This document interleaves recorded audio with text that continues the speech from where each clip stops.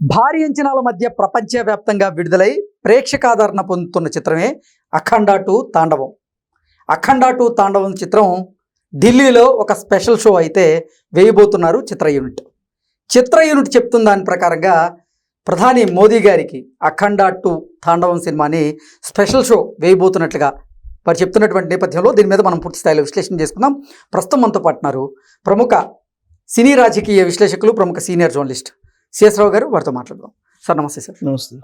అఖండ 2 తాండవం భారీ అంచనాల మధ్య విడుదలయ్యి ప్రేక్షకాదరణ అయితే పొందుతూ ఉంది. సినిమాకి మంచి అప్లాజ్ అయితే వస్తూ ఉంది. ఇప్పుడు అఖండ 2 తాండవం సినిమా ఢిల్లీలో ఒక స్పెషల్ షో వేయబోతున్నట్లుగా చిత్ర యూనిట్ అయితే ప్రకటించారు. ఆ సినిమా ఆ స్పెషల్ షోకి ప్రధాని మోదీ గారు రాబోతున్నట్లుగా తెలుస్తోంది.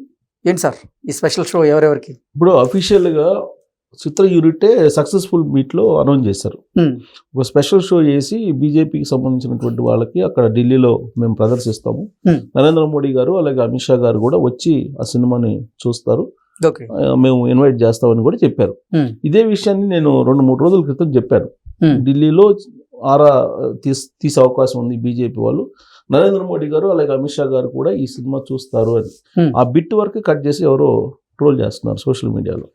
అంటే ఎగ్జాగ్రేటెడ్ అయ్యి ఎగ్జాగ్రేషన్ చేసి చెప్తున్నారు అనేటువంటి ఉద్దేశంతో వాళ్ళు ఆ బిట్ కట్ చేసి పెట్టారు. సో ఇప్పుడు ఆ పెట్టినటువంటి వాళ్ళు ఈ అఫీషియల్ స్టేట్మెంట్ చూసిన తర్వాత నేను చెప్పింది నిజమా కాదా అనేది వాళ్ళకి అర్థం అవుతుంది అనుకుంటున్నాను. నేను ఎందుకు చెప్పానంటే, మోహన్ భగవత్ గారు ఆయన కరెక్ట్గా ఈ cinema first release date 5th ఆ డేట్కి ముందుగా ఆయన ఒక సమావేశంలో మాట్లాడి ఆయన ఒక డైలాగ్ వేశారు. ఏం చేశారంటే, ప్రపంచం మొత్తం ఒకటైనా సరే భారతదేశాన్ని ఏం చేయలేదు, కానీ భారతదేశం తలుచుకుంటే ప్రపంచాన్ని క్లోజ్ చేయగలదని. ఇంచుమించుగా అదే డైలాగు ఈ సినిమాలో కూడా ఉంది. మోహన్ భగవత్ గారు సేమ్ అలాంటి యాంగిల్లోనే మాట్లాడారు. పైగా కుంభమేళాని ప్రతిష్టాత్మకంగా బీజేపీ వాళ్ళు తీసుకున్నారు. ఆ కుంభమేళాన్ని హైలైట్ చేశారు ఈ సినిమాలో. ప్లస్ హైందవ ధర్మం, సనాతన ధర్మం ఇవాళ ఏ పార్టీ ఎక్కువగా చెప్తుంది? బీజేపీ చెప్తుంది. ఇది అందరికీ తెలిసినటువంటి విషయమే. సో కాబట్టి దాన్ని ప్రమోట్ చేస్తూ, దాన్ని ఉన్నతంగా, దాన్ని అందంగా, దాన్ని అర్థమయ్యేలాగా ప్రజల్లోకి తీసుకెళ్లేటువంటి ప్రయత్నం ఆ సినిమాలో కనిపించింది అనేది నగ్న సత్యం. మరి దాన్ని బీజేపీ వాళ్ళు చూడకుండా, బీజేపీ వాళ్ళు దాన్ని ఓన్ చేసుకోకుండా ఉంటారా? ఉండరు. అక్కడ బాలకృష్ణ గారా లేకపోతే ఇంకొకలా నటించారని కాదు, అక్కడ సబ్జెక్ట్ చూస్తారు వాళ్ళు. గతంలో కూడా మనకు ఆధ్యాత్మికంగా వచ్చినటువంటి సినిమాలకి ప్రమోట్ చేశారు వాళ్ళు, బీజేపీ వాళ్ళు. అవును, ఇండైరెక్ట్ గానో ప్రమోట్ చేశారు. హనుమాన్ సినిమాకి కానీ తర్వాత వచ్చిన కొన్ని ఆధ్యాత్మిక యాంగిల్ వచ్చిన సినిమాల్ని ఇండైరెక్ట్ గా ప్రమోట్ చేశారు.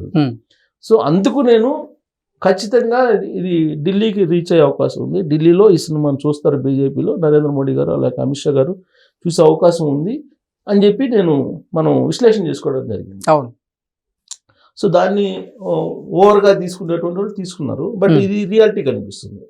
సో ఎప్పుడు నరేంద్ర మోడీ గారికి అమిత్ షా గారికి వీళ్ళు స్పెషల్ షో చేసి చూపిస్తారు అనేది చర్చ జరుగుతుంది. డేట్ అయితే ఫిక్స్ చేయాలి. ఖచ్చితంగా ఢిల్లీలో మేము ఈ సినిమాని ప్రత్యేకంగా ప్రదర్శిస్తాము, నరేంద్ర మోడీ గారికి అమిత్ షా గారి కోసమే మేము ప్రదర్శిస్తామని చెప్పారు. అంటే వాళ్ళిద్దరు థియేటర్లో కూర్చొని చూడరుగా, బీజేపీ ఎంపీలు లేదా దాన్ని చూడాలనుకున్నటువంటి వాళ్ళు వచ్చి అయితే చూస్తారు కదా. కొంతమంది ఆధ్యాత్మికవేత్తలు చూస్తారు. ఇప్పుడు అఘోరాస్ ఉన్నారు, ఈ అఘోరాస్ కూడా కొన్ని థియేటర్లోకి వచ్చి చూస్తున్నారు అనేది మనకు విజువల్స్ వస్తున్నాయి బయటికి.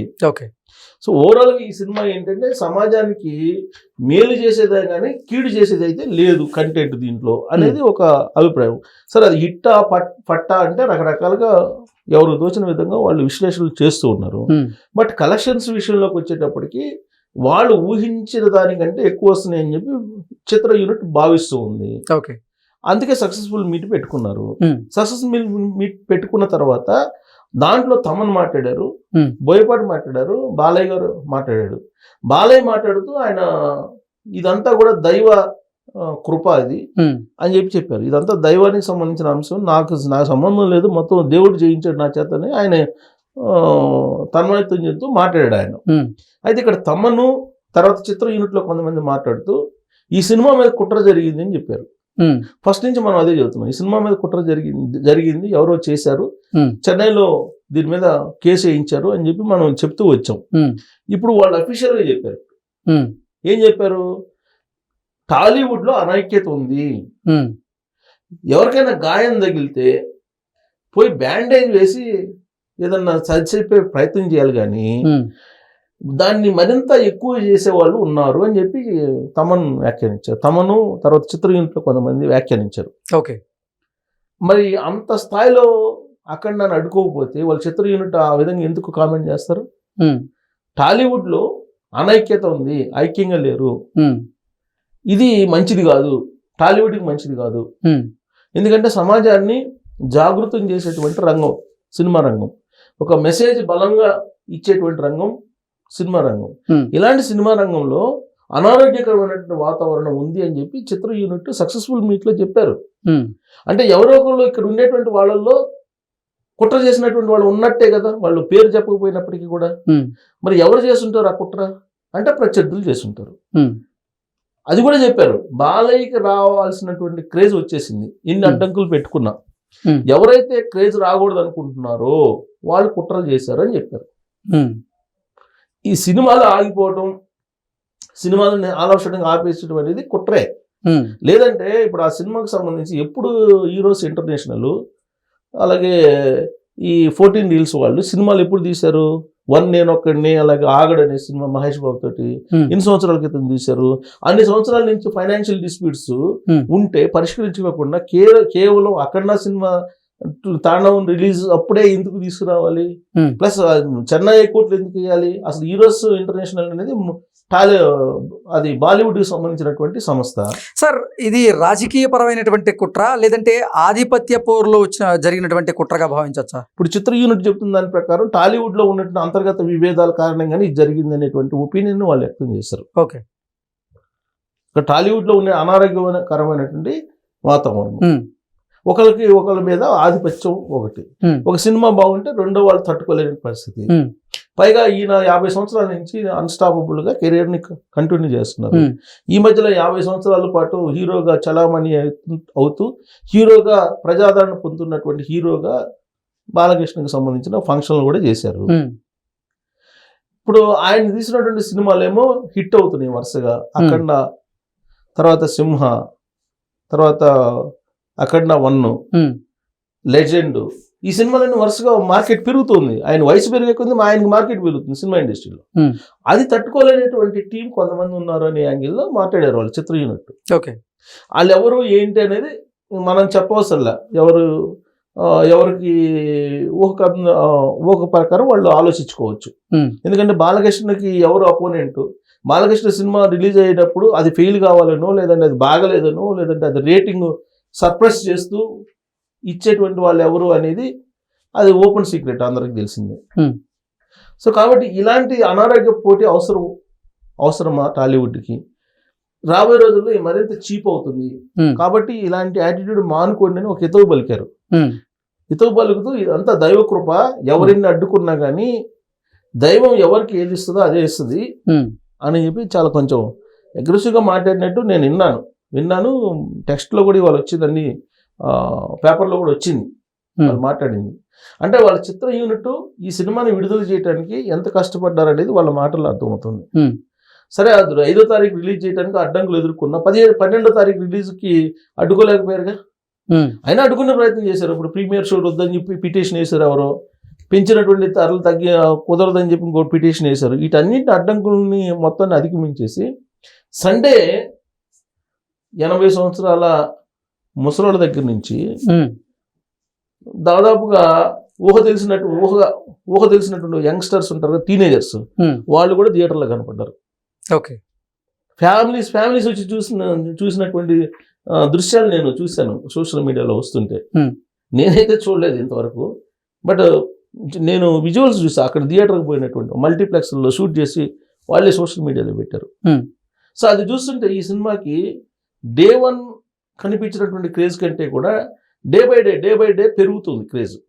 ఈ క్రేజ్ ఎక్కడ దాకా వెళ్ళింది? ఇప్పుడు ఢిల్లీ దాకా వెళ్ళింది. ఇప్పుడు ఢిల్లీలో ఇప్పుడు ఈ సినిమా గురించి మాట్లాడుకునే పరిస్థితి. ఇప్పుడు హిందీలో కూడా కలెక్షన్స్, ఇప్పుడు నార్త్ ఇండియాలో కలెక్షన్స్ అద్భుతంగా వస్తున్నాయి అని చెప్తున్నారు.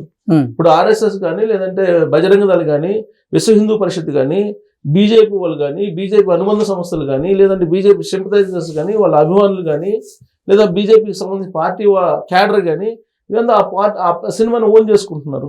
ఎగ్జాక్ట్లీ. ఆధ్యాత్మిక పరమైన ఇతివృత్తంతో తెరకెక్కేటువంటి సినిమాలు ఏమైనా కానీ నిజంగా నార్త్లో జనరల్ గా క్రేజ్ ఉంటుంది. అక్కడ నార్త్లో దైవభక్తి ఎక్కువ ఉంటుంది, కొద్దిగా ఎక్కువ ఆరాధించే వాళ్ళు ఉంటారు, పైగా శివభక్తులు కూడా ఎక్కువ ఉంటారు అక్కడ.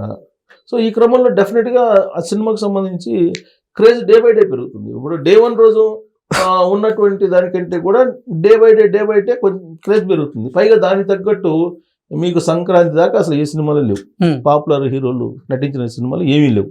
కాబట్టి ఇది లాంగ్ రన్ ఉంటుంది, ఈ సినిమా లాంగ్ రన్ ఉండే అవకాశం ఉంది. సంక్రాంతి దాకా దీన్ని కంటిన్యూ చేసినా ఆశ్చర్యపోవసరం. కలెక్షన్స్ పరంగా కూడా మీరు వాళ్ళు ఊహించిన దానికంటే కూడా ఓవర్సీస్ బిజినెస్ జరిగింది. ప్రీ రిలీజ్ కలెక్షన్స్ వచ్చినాయి, ఇప్పుడు ఆల్రెడీ థియేట్రికల్ సంబంధించిన కలెక్షన్స్ కూడా వస్తూ ఉన్నాయి. అది ఎంతవరకు రీచ్ అయ్యింది ఇప్పుడు సోషల్ మీడియాలో ఈ సినిమా చూడకపోతే ప్రతి హిందువు చూడాల్సిందే అని చెబుతున్నారు ఎక్కువ మంది. అందరూ అని కాదు, ఎక్కువ మంది. ఏ రేంజ్ లో చెప్తున్నారంటే వాళ్ళు హిందూ అనేవాడు ఒకసారైనా కాశీ వెళ్ళాలి, ముస్లిం అనేవాళ్ళు ఒకసారైనా మక్కా వెళ్ళాలి, క్రిస్టియన్ అనేవాళ్ళు ఒకసారైనా జెరూసలం వెళ్ళాలి అని చెబుతుంటారు ఆధ్యాత్మికతలో. కానీ బాలకృష్ణ గారు నేను సక్సెస్ మీట్లో ఏం చెప్తున్నారంటే ఇది హిందూ, ముస్లిం, క్రిస్టియానిటీకి సంబంధించినటువంటి సినిమా కాదు, అందరూ చూడాల్సినటువంటి సినిమా. ఎవరు ఏ దేవుణ్ణి పూజించుకున్నా ఒక దైవభక్తికి సంబంధించి ఒక ఆధ్యాత్మికత అనేటువంటి సబ్జెక్ట్ ఇది. కాబట్టి అన్ని మతాల వాళ్ళు కలిసి చూసేటువంటి సినిమా అని చెప్పి ఆయన చెప్తున్నారు. పైగా ప్రత్యేకించి హిందూ ఖచ్చితంగా చూడాల్సిన సినిమా అని చెప్పి చెబుతున్నారు. ఇది బలంగా వెళ్ళింది, ఈ స్లోగన్ అనేది బలంగా వెళ్ళింది ప్రేక్షకుల్లోకి. దాంతో బాలయ్య అంటే ఇష్టం లేనటువంటి వాళ్ళు కూడా, అంటే హీరో పరంగా కొంతమంది ఉంటారు, వ్యతిరేకించే వాళ్ళు కూడా ఉంటారు, వాళ్ళు కూడా ఈ సబ్జెక్ట్ ఏంటి అనేది చూడటానికి వెళ్తున్నారు అనేది ఇప్పుడు టాలీవుడ్ లో సినిమా పరిశ్రమ వర్గాల్లో వినిపిస్తుంది.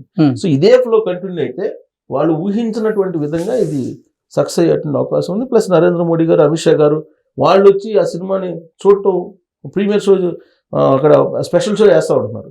స్పెషల్ షో వేసి వాళ్ళు వచ్చి చూడటం అనేది మళ్ళీ ఇంకొంత క్రేజ్ పెరిగే అవకాశం ఉంది. Okay sir, thank you so much.